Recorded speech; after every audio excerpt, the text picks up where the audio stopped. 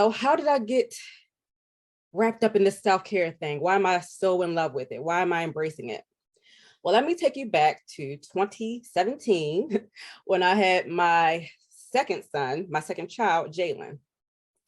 I began to embrace self-care, be intentional about it because I was sick and tired of being that worn out woman.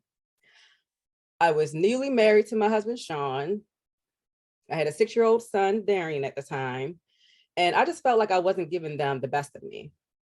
They were getting the grumpy, irritated, frustrated, angry, just worn out woman. And I know they deserve so much better.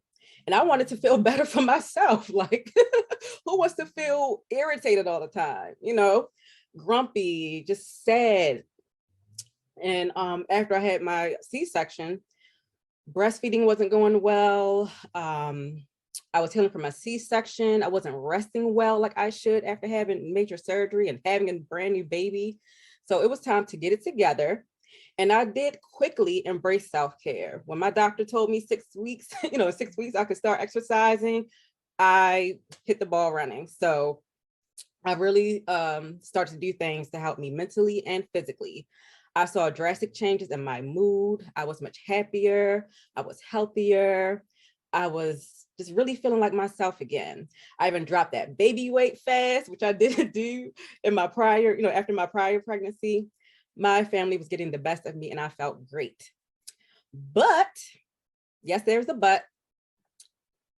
It wasn't too long after, maybe a year later or within the year, my mental health did start to decline. And I could not figure out what was wrong. Because after I embraced self-care, I started teaching other women about self-care. So I'm the self-care queen, y'all.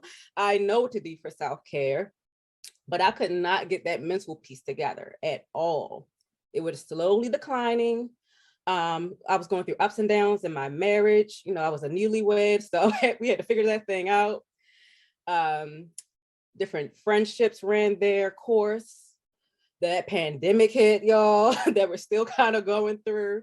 So everybody was cooped up in the house, and that really put a halt to my business plans. So that made me, kind of depressed.